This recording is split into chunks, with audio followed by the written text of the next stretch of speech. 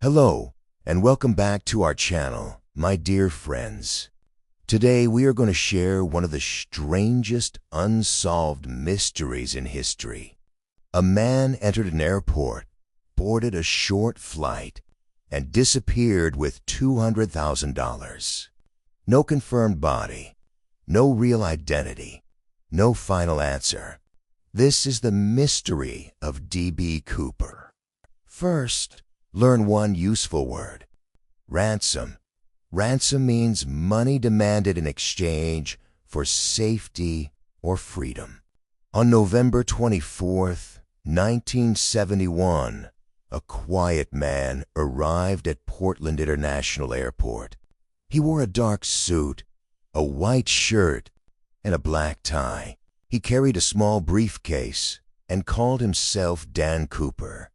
He bought a one-way ticket to Seattle and boarded Northwest Orient Flight 305. The journey should have taken less than 1 hour. After takeoff, Cooper handed a note to a flight attendant. She placed it in her pocket because she thought it might be a phone number. Then Cooper spoke softly. "You should read that note. I have a bomb." He opened his briefcase. Inside were wires and red objects that looked like dynamite. He did not shout. He did not panic. He remained completely calm. He demanded $200,000 in cash for parachutes and a fuel truck waiting in Seattle. The crew informed the pilots. Soon, the airline, the police, and the FBI knew what was happening. However, the passengers were only told that the plane had a technical problem. When the aircraft landed in Seattle, Cooper received the money and the parachutes. Then he released all the passengers, but he kept several crew members on board. His escape was about to begin. Cooper ordered the pilots to fly south. The plane had to fly low and slowly.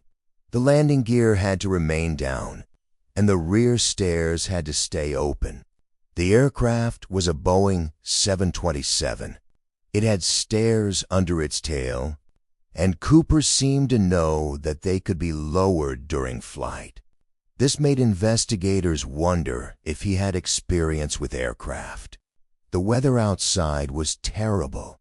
It was dark, cold, windy, and rainy. Below the plane were forests, mountains, rivers, and large areas of empty land. Cooper tied the bag of money to his body and put on a parachute.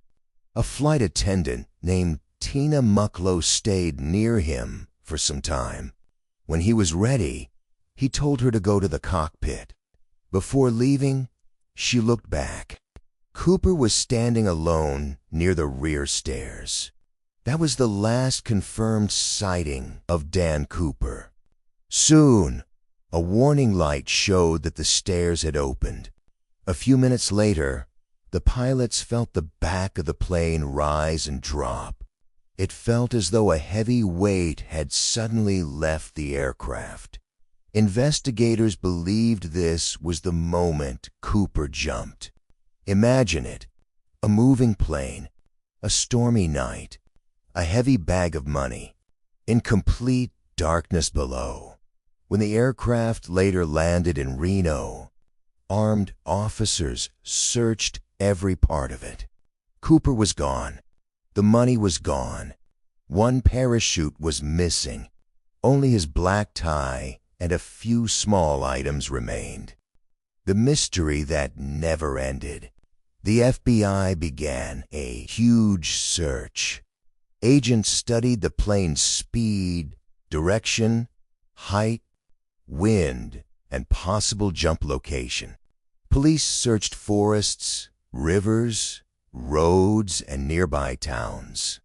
But they found no body, no parachute, and no clear landing place.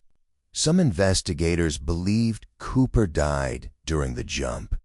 He was wearing ordinary shoes and a business suit. His parachute was difficult to control, and the weather was extremely dangerous. Others believed he survived.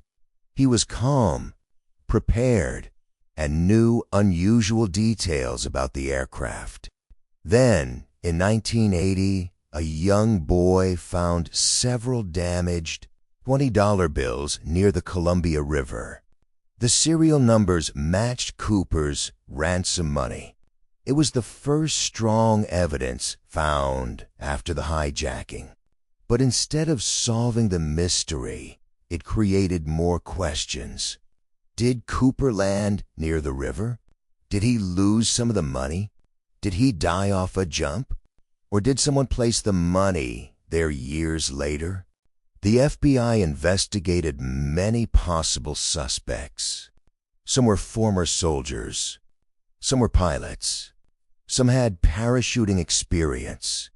And some looked similar to the famous police drawing. But no one could be proven to be D.B. Cooper. In 2016, the FBI stopped actively investigating the case, although important new evidence could still be reviewed. Today, we still do not know his real name. We do not know where he landed.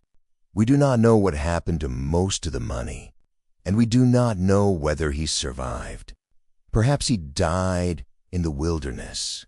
Perhaps he escaped and lived a quiet life. Or perhaps the final clue is still hidden inside a forest or at the bottom of a river. D.B. Cooper disappeared from the sky, but his mystery never disappeared. What do you think? Did he survive, or did his plan fail that night? Keep practicing your English and subscribe for more true stories explained in simple English.